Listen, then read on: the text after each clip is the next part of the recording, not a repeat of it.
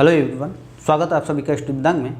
Friends, जैसा कि आप सब जानते हैं, हमने अपने पिछले लेक्चर में बात की थी उत्तर भारत की नदियों की, जिसमें हमने बात की थी फ्रेंड्स सिंधु नदी तंत्र। इसके अलावा हमने बात की थी गंगा नदी तंत्र और ब्रह्मपुत्र नदी तंत्र की। फ्रेंड्स, इनकी विशेषताओं के साथ साथ हमने इनकी सहायक नदियों को देखा था। फ्रेंड्स, उसी क्रम में आगे बढ़ते हुए आज हम जानेंगे प्रायद्वीपीय भारत की या फिर दक्षिण भारत की प्रमुख नदियों के बारे में। और फ्रेंड्स, हम देखेंगे प्रायद्वीपीय भारत के अववाह तंत्र के विकास के बारे में कि ऐसा क्या कारण रहा कि प्रायद्वीपीय भारत जो है इसकी कुछ नदियाँ जो है अरब सागर में बहती हैं और कुछ नदियाँ फ्रेंड्स कहाँ पर गिरती हैं। कुछ नदियाँ बहती हैं यानी कि गिरती हैं बंगाल की खाड़ी में, और कुछ नदियाँ बहती हैं फ्रेंड्स उत्तर पूरब की ओर। तो ऐसा क्या कारण रहा था फ्रेंड्स? अगर हम देखें तो प्राचीन काल की 3 प्रमुख भूगर्भिक घटनाओं के अनुसार अगर हम देखें तो इसमें क्या होता है, प्रायद्वीपीय भारत का वर्तमान स्वरूप हमको देखने को मिलता है। फ्रेंड्स, ऐसी क्या घटनाएँ थीं, तो आइए समझते हैं। आरंभिक टर्सरी काल के दौरान प्रायद्वीपीय खंड है, इसका जो पश्चिमी भाग है उसका अवतलन होता है। आरंभिक टर्सरी काल के दौरान प्रायद्वीप के जो है पश्चिमी भाग का अवतलन होता है यानी कि धसाव होता है, जिसके कारण इस क्षेत्र में ये जो क्षेत्र है समुद्र के नीचे चला जाता है। फ्रेंड्स, इसके परिणाम स्वरूप क्या होता है कि मूल जल संभर क्षेत्र जो है दोनों ओर से नदियों के समान सममित योजना में परिवर्तित हो गया था। फ्रेंड्स, इसके अलावा दूसरी घटना रही थी कि हिमालय में होने वाले उत्थान के कारण प्रायद्वीपीय खंड के उत्तरी भाग का अवतलन होता है। फ्रेंड्स, हिमालय में लगातार उत्थान हो रहा है जैसा कि आप सब जानते हैं, तो इसके कारण क्या होता है, प्रायद्वीपीय भारत के उत्तरी भाग का अवतलन होता है यानी कि धसाव होता है, जिसके कारण क्या होता है फ्रेंड्स, यहाँ पर द्रोणियों का निर्माण हो जाता है यानी कि भ्रंश घाटियों का निर्माण होता है। तो फ्रेंड्स, क्या होता है कि भ्रंश घाटियों के निर्माण होता है, जिसके कारण यहाँ से जो कुछ नदियाँ बहती हैं, इन भ्रंश घाटियों से कुछ नदियाँ होकर बहने लगती हैं, और जिनका झुकाव फ्रेंड्स किधर होता है, इनका झुकाव होता है अरब सागर में। जिसमें से हम देखें कुछ नदियां बहती हैं, जैसे कि आप देखते हैं नर्मदा नदी, तापी नदी, ये प्रमुख नदियां हैं जो द्रोणियों से बहती हैं यानी कि भ्रंश घाटियों से बहती हैं। और फ्रेंड्स, एक बात और है कि ये नदियां जो हैं ज्वार नदमुख का निर्माण करती हैं। ज्वार नदमुख यानी कि एस्चुरी का निर्माण करती हैं। फ्रेंड्स, एस्चुरी क्या होता है, ये प्रश्न बन जाता है। 2 तरह की बातें आती हैं, एक तो होता है डेल्टा नदियाँ, एक तो डेल्टा बनाएंगी या फिर एस्चुरी बनाएंगी यानी कि ज्वार नदमुख बनाएंगी, ज्वार नदमुख, और एक होता है फ्रेंड्स डेल्टा। तो इन थोड़ी जटिल पॉइंट है, इनको समझ लेते हैं। जैसे कि डेल्टा ज्वारनदमुख फ्रेंड्स क्या होता है कि नदियाँ जो अपना मलबा लेकर आती हैं वो सीधे समुद्र में ही प्रवाहित कर देती हैं। नदियाँ मलबा लेकर आएँ और सीधे समुद्र में प्रवाहित कर दें, इसको कहते हैं फ्रेंड्स क्या, ज्वारनदमुख यानी कि एस्चुरी कहते हैं। उसके अलावा अगर हम देखें फ्रेंड्स डेल्टा में क्या होता है कि नदियाँ जब धीरे धीरे प्रवाहित होती हैं मैदानी क्षेत्र में, तब क्या होता है, और अपने साथ जो ये मलबा लेकर आती हैं यानी कि सैंड वगैरह लेके आती हैं, जिसके कारण ये नदियाँ कई वितरकाओं में बढ़ जाती हैं। इस तरह से नदियाँ बढ़ जाती हैं वितरकाओं में। तो ये जो क्षेत्र बनता है इसको हम कहते हैं डेल्टा का क्षेत्र। यहाँ से ये नदियाँ अपना जल गिराती हैं समुद्र में, ठीक है, अलग अलग वितरकाओं में बढ़कर नदियाँ समुद्र में जल गिराती हैं। तो इस क्षेत्र को हम कहते हैं फ्रेंड्स डेल्टा। चलिए, तो अगला हम देखें कि हिमालय में होने वाले उत्थान के कारण प्रायद्वीपीय खंड के उत्तरी भाग का अवतलन हुआ, जिसके परिणामस्वरूप भ्रंश द्रोणियों का निर्माण होता है। और भ्रंश द्रोणियों से बहने वाली 2 प्रमुख नदियां हैं, जैसे कि कौन कौन सी हैं फ्रेंड्स, नर्मदा है और तापी है।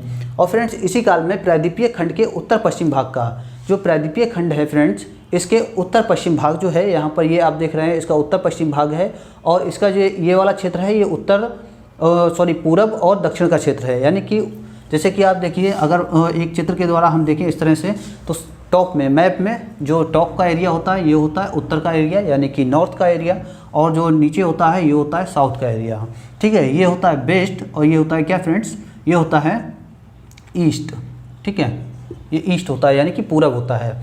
फ्रेंड्स, यहाँ पर ये कह रहे हैं कि क्या होता है प्रायद्वीपीय भाग में यानी कि आरंभिक टर्सरी काल में ही क्या होता है कि उत्तर पश्चिम का एरिया जो है इस दिशा से यानी कि उत्तर पश्चिम दिशा से यहाँ से, और इसका धसाव किधर होता है, दक्षिण पूरब की ओर इसका धसाव हो जाता है। यानी कि जो आप देख रहे हैं उत्तर पश्चिम का एरिया है ये थोड़ा ऊपर उठ जाता है, और दक्षिण पूरब का जो एरिया है ये नीचे झुक जाता है, जिससे के कारण क्या होता है फ्रेंड्स, यहाँ की जो नदियाँ हैं यानी कि प्रायद्वीपीय भारत की जो अधिकतर नदियाँ हैं उनका जो जल है कहाँ पर अधिकतर गिरने लगता है, यानी कि बंगाल की खाड़ी में नदियाँ अपना जल गिराने लगती हैं। यानी कि हम देख सकते हैं कि ये नदियाँ अपने ढाल का अनुसरण करती हैं, ठीक है। तो ये प्रमुख विशेषताएं रही थी जो नदियाँ इस तरह से अपना जल गिराती हैं। और फ्रेंड्स, एक बात और रही कि उत्तर की ओर यानी कि प्रायद्वीपीय भारत जो है उत्तर की ओर लगातार जो है वो हिमालय पर्वत का उत्थान हो रहा है, जिसके कारण क्या होता है फ्रेंड्स, यहाँ पर जो धंसाव होता है, इसके कारण फ्रेंड्स क्या होता है कि कुछ नदियाँ उत्तर पूरब की ओर भी प्रवाहित होने लगती हैं, क्योंकि प्रायद्वीपीय भारत जो प्रायद्वीपीय खंड है इसका जो झुकाव है हल्का सा उत्तर की ओर होता है। तो यहाँ पर जो नदियाँ उद्गमित होती हैं उनका जो क्षेत्र है तो वो कौन सा बन जाता है, उत्तर पूरब की ओर बन जाता है, यानी उत्तर पूरब की ओर भी बहने लगती हैं। तो फ्रेंड्स ये कुछ प्रमुख नदियाँ थी, इनके बारे में जाना हमने कि क्या क्या कारण रहे थे। अब फ्रेंड्स अगला हम देखते हैं प्रायद्वीपीय भारत नदी तंत्र की विशेषताएँ। फ्रेंड्स प्रायद्वीपीय भारत नदी तंत्र की अगर हम विशेषताओं की बात करें तो इसमें हम देखते हैं कि ये नदियाँ जो होती हैं ये नदियाँ सतत वाहिनी नहीं होती हैं। फ्रेंड्स इसका मेन कारण ये है, सतत वाहिनी ही वो नदियाँ होती हैं जिनमें लगातार यानी कि वर्ष भर पानी चलता रहे। फ्रेंड्स सतत वाहिनी नहीं होती हैं, इसका मेन कारण क्या है, क्योंकि ये जो नदियाँ हैं जो अपना अववाह तंत्र है, यानी कि जल जो है नदियाँ किससे प्राप्त करती हैं, बरसात से प्राप्त करती हैं। लेकिन अब वर्ष भर बरसात तो होती नहीं है, तो इस कारण क्या होता है इन नदियों में पानी कम हो जाता है, इसलिए ये सतत वाहिनी नहीं होती हैं। फ्रेंड्स और एक क्वेश्चन बन जाता है कि सतत वाहिनी नदियाँ कौन सी होती हैं, तो हिमालयी नदियाँ यानी कि जो हिमालय पर्वत से निकलती हैं वो नदियाँ सतत वाहिनी नदियाँ हैं। अब हिमालय पर्वत से कौन सी नदियाँ निकलती हैं फ्रेंड्स, जैसा कि हमने पिछले लेक्चर में पढ़ाया था, उत्तर भारत की जो नदियाँ हैं वो हिमालय पर्वत से निकलती हैं, तो इसलिए वो कौन सी नदियाँ हैं, सतत वाहिनी नदियाँ हैं। फ्रेंड्स ये और अगला क्वेश्चन है, अगला जो इसकी विशेषता है वो है कि ये नदियाँ अपने ढाल का अनुसरण करती हैं और विसर्प नहीं बनाती हैं। फ्रेंड्स इसका मेन कारण क्या है कि नदियाँ विसर्प नहीं बनाती हैं, क्योंकि फ्रेंड्स ये नदियाँ ज़्यादा टेढ़ी मेढ़ी या फिर इस तरह से, विसर्प का मतलब ये होता है इस तरह से नहीं बहती हैं, क्योंकि फ्रेंड्स ये नदियाँ पहाड़ी क्षेत्र में होती हैं। इसके कारण क्या होता है फ्रेंड्स, ये नदियाँ सीधे बहती हैं, अपना सैंड वगैरह लेके नहीं चलती हैं, जिसके कारण इनका एक तो ढाल ज़्यादा है, यानी कि इन नदियों के बहने जहाँ पर जिस साइड में ये बहती हैं वहाँ पर ढाल ज़्यादा है, यानी कि पानी सीधा आता है, यानी कि ये नदियाँ किस तरह से चलती हैं, इस तरह से चलती हैं, पानी सीधा आया और बहता चला गया, तो जिसके कारण ये नदियों इनका इतना मुड़ने का टाइम ही नहीं मिला कि इस तरह से मुड़ें। और जब ढाल कम होता है तब नदियाँ धीरे धीरे चलती हैं, इस तरह से इधर घूमती है, ऐसे घूमती है, इस तरह से घूमती हुई चलती हैं। तो फ्रेंड्स इनको हम कहते हैं विसर्प, ठीक है। तो ये नदियाँ विसर्प नहीं बनाती हैं। फ्रेंड्स ये कुछ इनकी विशेषताएँ हैं। इसके अलावा हम देखें प्रायद्वीपीय भारत की पूरब की ओर बहने वाली नदियाँ। फ्रेंड्स एक चीज़ और है इसमें, अगर हम देखें तो जैसा भी हमने आपको बताया था कि प्रायद्वीपीय भारत की नदियाँ जो हैं किस किस दिशा में बहती हैं, तो आप इस तरह से ऐसे नोट्स बना लीजिए इस तरह से कि उत्तर की ओर पश्चिम की ओर बहने वाली नदियाँ, पश्चिम की ओर नदियाँ बहती हैं, और प्रायद्वीपीय भारत की कुछ नदियाँ बहती हैं फ्रेंड्स पूरब की ओर, और कुछ नदियाँ बहती हैं फ्रेंड्स उत्तर पूरब की ओर, उत्तर पूरब की ओर, ठीक है। कुछ नदियाँ उत्तर पूरब की ओर बहती हैं फ्रेंड्स, जैसा कि देखिए पश्चिम की ओर, पश्चिम में क्या है फ्रेंड्स, अरब सागर, यानी कि कुछ नदियाँ अपना जल कहाँ गिराती हैं, अरब सागर में गिराती हैं, ठीक है। कुछ नदियाँ अपना जल कहाँ गिराती हैं फ्रेंड्स, बंगाल की खाड़ी में गिराती हैं, ठीक है। और फ्रेंड्स कुछ नदियाँ जो हैं कुछ गंगा नदी में या फिर यमुना नदी में मिल जाती हैं, जो उत्तर पूरब की नदियाँ हैं, ठीक है। तो ये उत्तर पूरब की नदियाँ जो हैं गंगा या फिर यमुना की सहायक नदियाँ हैं। चलिए फ्रेंड्स देखते हैं प्रायद्वीपीय भारत के पूरब की ओर बहने वाली प्रमुख नदियाँ कौन कौन सी हैं। पूरब की ओर जो नदियाँ बह रही हैं उसमें पूरब की ओर बहने वाली प्रमुख नदियाँ हैं फ्रेंड्स स्वर्णरेखा नदी, महानदी, गोदावरी नदी, कृष्णा नदी, पेन्नार, पलार, कावेरी और बैतरणी नदी जो हैं ये प्रमुख नदियाँ हैं जो कहाँ पर बहती हैं, पूरब की ओर बहती हैं, यानी कि अपना जल कहाँ पर है, बंगाल की खाड़ी में गिराती हैं।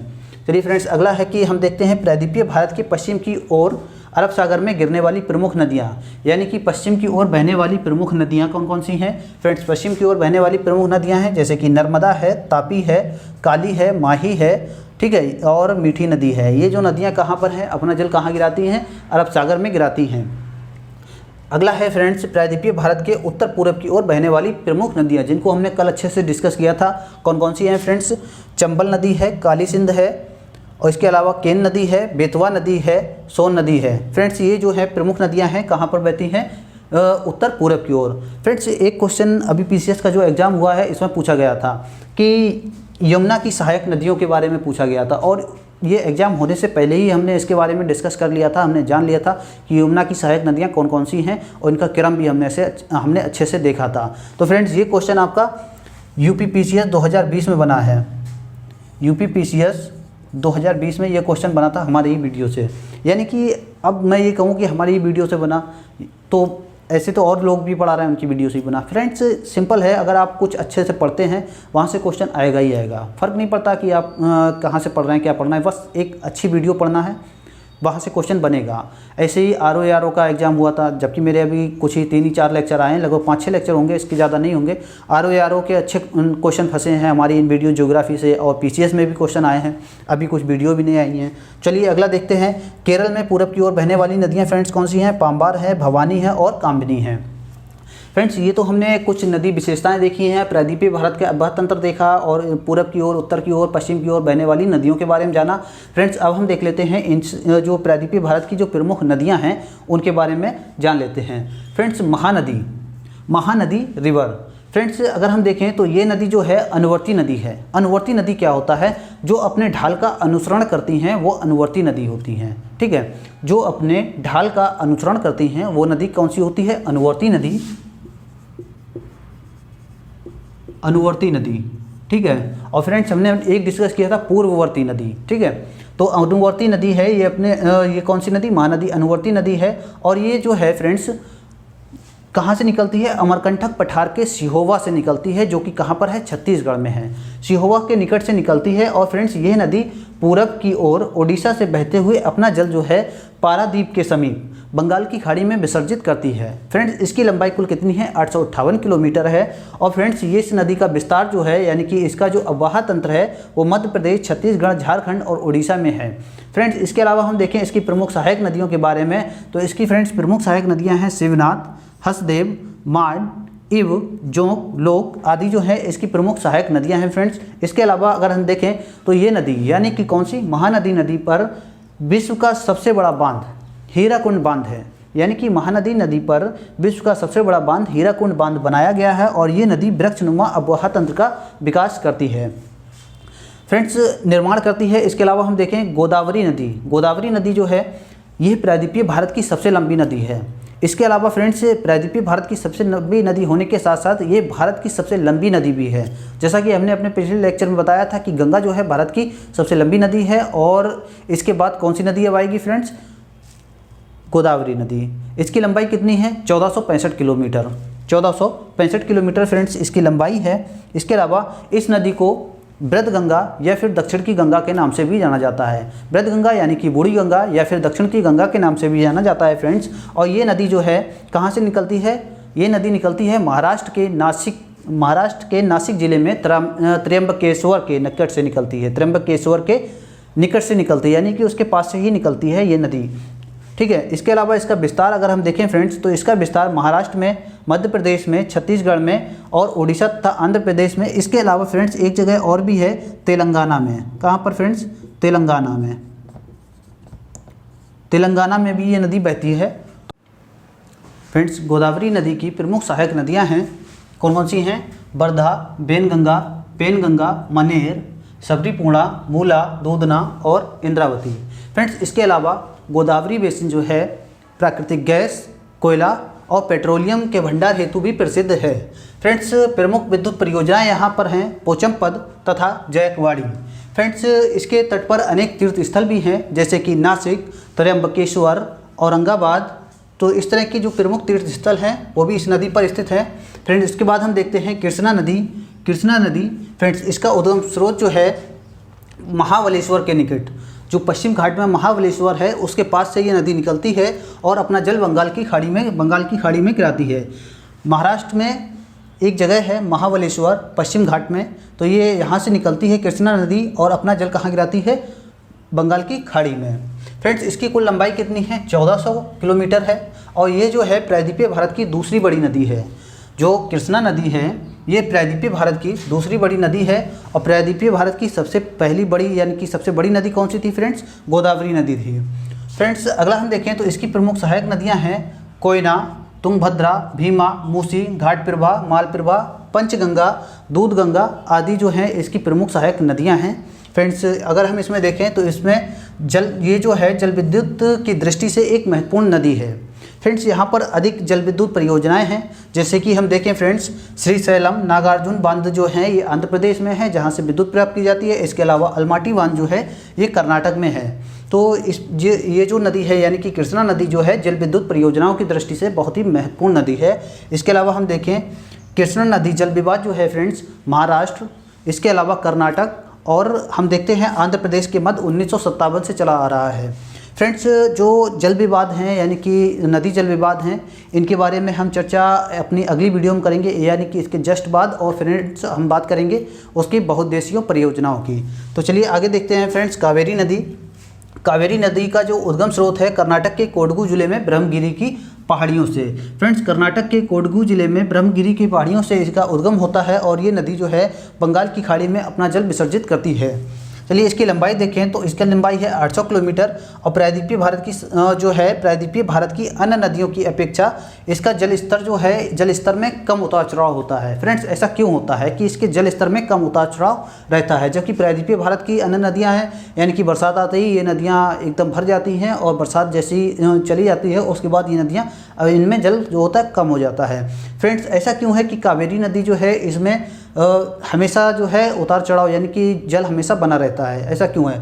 फ्रेंड्स ऐसा इसलिए है क्योंकि दक्षिण पश्चिम जब मानसून होता है तब इस नदी को जल प्राप्त होता है और उसके बाद यानी कि उसके ऊपरी वाला जो क्षेत्र है यानी कि उत्तर के क्षेत्र में ये नदी उत्तर के क्षेत्र में दक्षिण पश्चिम मानसून के द्वारा जल प्राप्त करती है, जबकि जो इसका इस नदी का पूरब का क्षेत्र यानी कि बंगाल की खाड़ी साइड या फिर हम कह सकते हैं पूरब दक्षिण पूरब का जो क्षेत्र है यहाँ पर ये नदी प्राप्त करती है लौटते हुए मानसून से जल प्राप्त करती है, इसलिए ये नदी वर्ष भर इसमें जल बना रहता है कावेरी नदी में।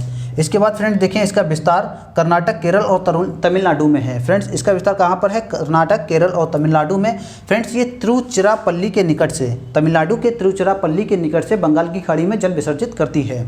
फ्रेंड्स अगला हम देखें इसकी सहायक नदियाँ हैं, तो इसकी सहायक नदियाँ हैं कामनी, भवानी और अमरावती इसकी सहायक नदियाँ हैं, इसकी प्रमुख सहायक नदियाँ हैं। इसके बाद हम देखें फ्रेंड्स भारत में दूसरा सबसे बड़ा जो जलप्रपात है शिव समुद्रम जलप्रपात, वो इसी नदी पर है, यानी कि यही नदी जो है भारत का दूसरा सबसे बड़ा जलप्रपात बनाती है शिव समुद्रम जलप्रपात। फ्रेंड्स अगली नदी देख लेते हैं, प्रायद्वीपीय भारत की प्रमुख नदी है और यहाँ से क्वेश्चन आपका बनता है कि ये नदी कहाँ पर अपना जल गिराती है और ये नदी जो है किन दो श्रेणियों के मध्य में स्थित है, इस तरह का भी क्वेश्चन बन जाता है। चलिए फ्रेंड्स देखते हैं इसका उद्गम स्रोत जो है छत्तीसगढ़ में मैकाल पर्वत के निकट जो है किसके कहाँ से होता है? अमरकंटक पठार से होता है। फ्रेंड्स इसकी लंबाई की बात करें तो इसकी कुल लंबाई है 1312 किलोमीटर। और फ्रेंड्स इससे संबंधित एक महत्वपूर्ण और पॉइंट है, जैसे कि ये नदी जो है अरब सागर में गिरने वाली, प्रायद्वीपीय भारत की अरब सागर में गिरने वाली सबसे लंबी नदी भी है। कौन सी? नर्मदा नदी। दक्षिण में सतपुड़ा श्रेणी और उत्तर में विंध्याचल पर्वत के मध्य ये नदी जो है बहती है। फ्रेंड्स अगर हम देखें तो इसके दक्षिण में कौन सी श्रेणी है? सतपुड़ा श्रेणी है और इसके उत्तर में कौन सी है? विंध्याचल श्रेणी। ठीक है, तो इन दोनों श्रेणियों के मध्य ये नदी बहती है और अरब सागर में अपना जल गिराती है।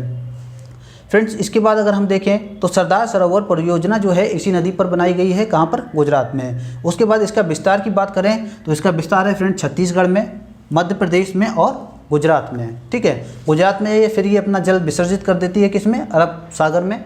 उसके बाद हम देखें फ्रेंड्स तापी या फिर ताप्ती नदी, तो इसका उद्गम स्रोत की बात करें तो ये फ्रेंड्स महाराष्ट्र के बैतूल जिले में सतपुड़ा की श्रृंखलाओं में स्थित एक जगह है मुल्ताई, वहाँ से निकलती है और इसकी कुल लंबाई कितनी है फ्रेंड्स? इसकी कुल लंबाई है 724 किलोमीटर। फ्रेंड्स इस नदी की वही विशेषता है जो नर्मदा नदी की है, यानी कि ये भी अपना भ्रंश घाटियों में बैठती है और अपना जल कहाँ गिराती है? अरब सागर में गिराती है। फ्रेंड्स इसके विस्तार की बात करें तो मध्य प्रदेश, महाराष्ट्र एवं गुजरात में बहते हुए ये कहाँ जाती है, यानी कि कहाँ पर अपना जल गिराती है? अरब सागर में अपना जल गिराती है। उसके बाद देखते हैं फ्रेंड्स लूनी नदी, जो कि राजस्थान की एक प्रमुख नदी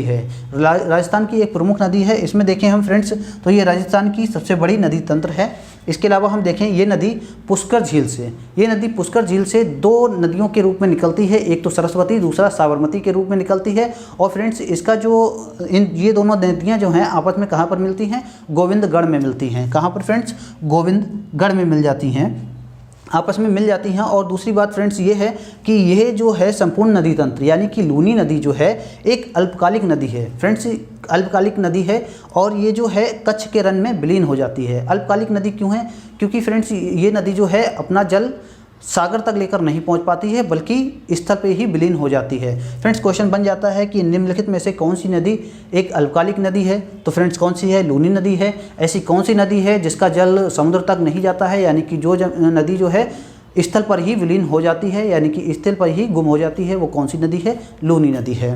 फ्रेंड्स अगला है कि इसे लवणकारी नदी के नाम से भी जाना जाता है, क्योंकि फ्रेंड्स ये राजस्थान में है तो यहाँ इस नदी में लवण की मात्रा अधिक रहती है, इसलिए इसे लवणकारी नदी के नाम से भी जाना जाता है। फ्रेंड्स ये हमने बात की प्रायद्वीपीय भारत की प्रमुख नदियों की, और हमने जाना कि प्रायद्वीपीय भारत नदी तंत्र की विशेषताएं क्या रही थीं, और हमने जाना था कि इसका विकास के बारे में। फ्रेंड्स अगले लेक्चर में हम देखेंगे नदियों से संबंधित एक आखिरी लेक्चर होगा हमारा, जो होगा बहुउद्देशीय परियोजनाओं और नदी घाटी जो नदी जल विवाद हैं उनसे संबंधित अगला लेक्चर होगा। बहुत ही छोटा सा लेक्चर होगा फ्रेंड्स, आप उसे देखिए, और यदि हमारी वीडियो आपको अच्छी लग रही है तो वीडियो को शेयर ज़रूर कीजिए, लाइक कीजिए और हमारे चैनल को सब्सक्राइब कर लीजिए। धन्यवाद फ्रेंड्स।